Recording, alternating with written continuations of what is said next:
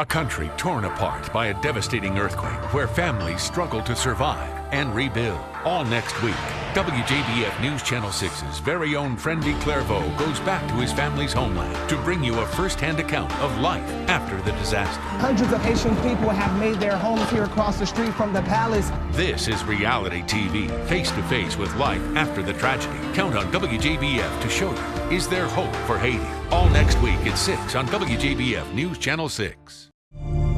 It only took about 35 seconds and the entire country of Haiti was shaken at its core. Hundreds of thousands dead, several thousand still missing, and many are asking why. The massive 7.0 magnitude earthquake stirred the hearts of many nations. Hundreds of supplies from different countries have been pouring into Haiti's hardest hit areas, like Port-au-Prince, Léogâne, and Pétionville, just to name a few. Haiti is no stranger to a helping hand. That's because many people, like Pastor Donnie and Cindy Rogers in the Life Ministries International family, have been sending aid to Haiti since 1987. We started initially with short-term mission trips. We went down with medical teams. Cindy was a nurse, I was a paramedic. Since the earthquake, the church has been to Haiti twice. As we made our way into the city, we encountered several children looking to us for any type of assistance. This just gives you an idea of what life can be like in Haiti, especially for children. After the quake, thousands fled to areas outside of Port-au-Prince looking for a new place to call home. The island of La Gonâve was not affected by the quake, and that's why folks started to migrate there. We flew on a small engine plane to the island and landed in a village called Asagale. Pastor Donnie Rogers met with several Haitian pastors there, outlining the church's feeding program that will come to the island. And because they're not part of the epicenter, part of where the devastation is, they didn't receive any fundings or any food distribution from any other agencies. The program is similar to what Life Ministries already conducted after the earthquake struck a few months ago. We have already sent 2 shipments of food to the village for distribution, and we will continue to do that, but they're asking that we focus on, feeding the kids in school every day so that way they'll at least have one good meal a day. Finding food here was already a problem because of the lack of rain and the local economy. Dr. Luc Joassin owns a hotel guest house on the island. I've employed a few people here, but I can't give everyone a job. There isn't enough business to go around. Because the majority of villagers don't have money, they have to endure a boat ride of about 2 hours before docking in Port-au-Prince. Then they'll have to go through a flea market like this or try finding some type of relief in one of the tent cities. But these people are in disaster mode still. I mean, they are looking for the next meal. And a good meal is what Life Ministries out of Columbia County intends on giving to the people in need. In Ansagale, Haiti, Fraendy Clervaud, WJBF News Channel 6.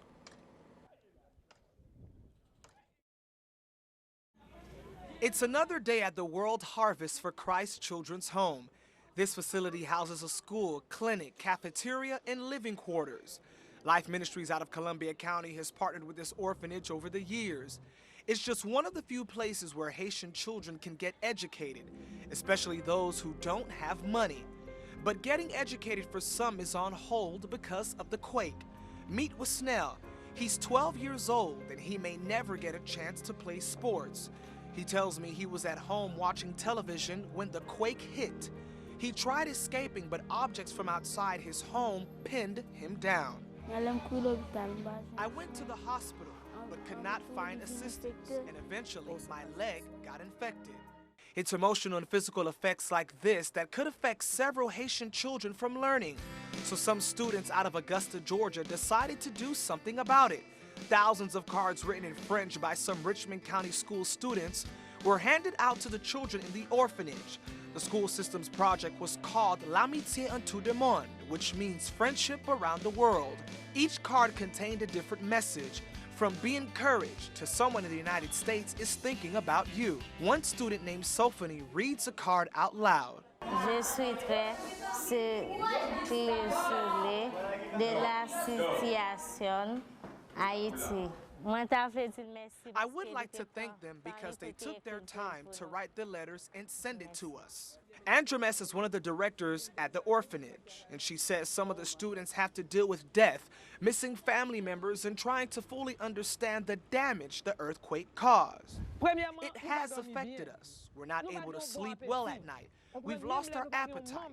Even though some folks didn't lose anyone, you think about the others who died. Another person touched by the cards is teaching assistant Joanna.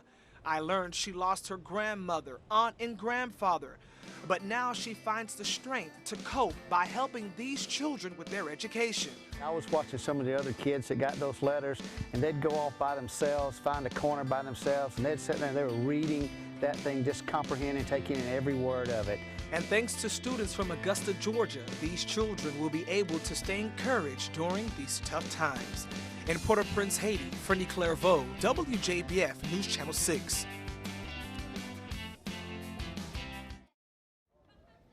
Madame John is just one of the many displaced Haitians trying to get back to a normal life. She now lives in a tent city located on Delma 33. That's a road outside of the city limits of Port-au-Prince. This is where she lives in, an orange and gray tent that could only fit 3 people, but her family is much larger than that. Everyone here shares the common porta potty and a place to take a shower. Whenever Life Ministries comes to Haiti for mission trips in Delma and Port-au-Prince, Madame John serves as one of the Haitian helpers. So Pastor Rogers and the church family decided it would be a good idea to help her and others find a new home.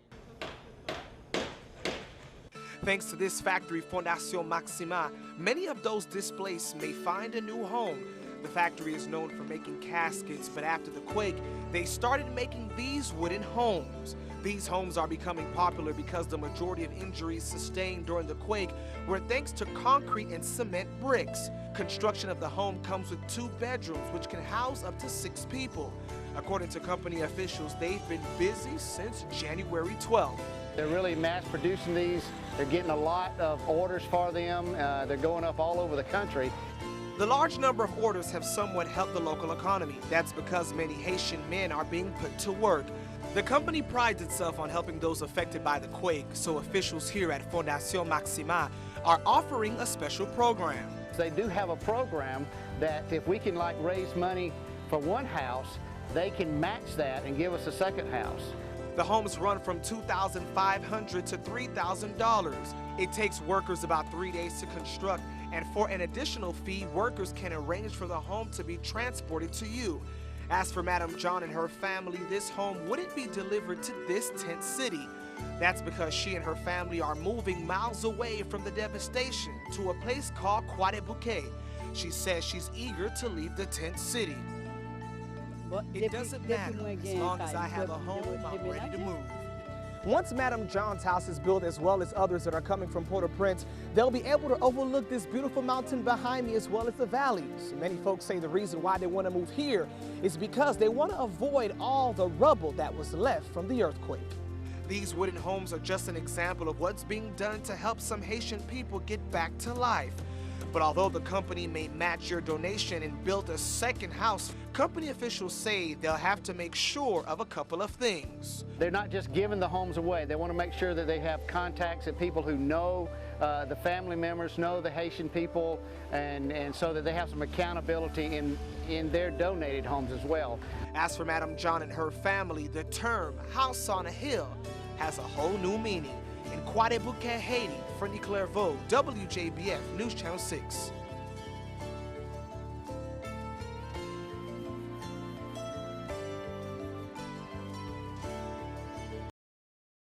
This area is called Cafu. It's about 40 minutes away from Port-au-Prince, and this is where my aunt lived when the earthquake struck. Similar to just about every affected area, rubble is still there, buildings are partially collapsed, and folks are trying to find the life they once had.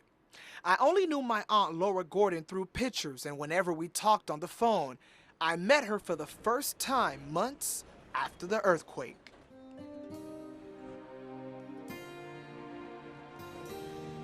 After the quake, she tells me she slept on sidewalks because she couldn't get a tent.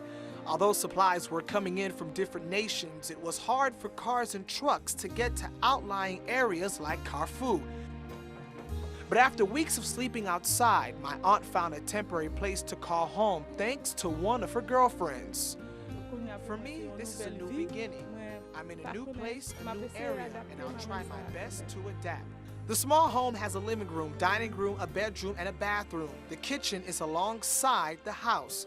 Food is cooked by charcoal because of limited electricity. Unlike the United States, some parts of Haiti only have select hours when electricity runs. Other areas don't have electricity at all. This home may be a far cry from what we're used to in America, but just about every displaced Haitian would run at the chance to live here. My aunt says she's trying to get back on her feet, but it's pretty hard. Currently, I'm not working. I've applied to several different jobs since the quake. I'm a nurse, but still, I haven't found anything. She took me to where she was on the day of the quake. She lived on the second floor of this house. It did not collapse entirely, but no one can live in the house because of structural and foundational damage. Aunt Lawar says she ended a phone call with my mother, and moments later, the house was shaking, objects were flying left to right, and she dashed out the house. My aunt is fortunate enough to have a bed to sleep on and a roof over her head, but that's obviously not the same story for thousands of Haitians. This is one of the many tent cities scattered throughout Port-au-Prince and surrounding areas. It's located across what's left of the Haitian presidential palace. And from what I witnessed here, food supply is very limited. It was obvious that folks were depressed, stressed out, and waiting for more relief. As my aunt and I walked throughout the tent cities, I would just wonder how long these individuals would be allowed to live here. After about 4 days of enjoying my aunt, it was time to say goodbye, at least for now. In Port-au-Prince, Haiti, Fraendy Clervaud, WJBF, News Channel 6. For many people across the world, these are the only images of Haiti that they've known for the past few months. Rubble, devastation, homelessness, and many people trying to survive.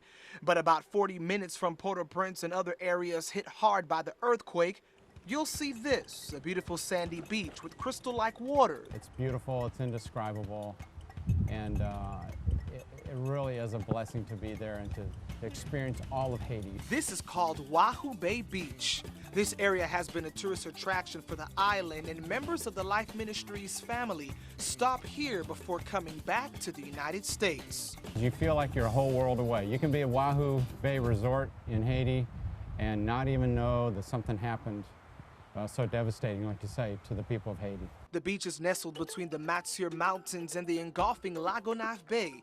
Next to the beach is a resort where you can enjoy activities like windsurfing, sailing, and diving, just to name a few. The water is amazing. You can go underwater.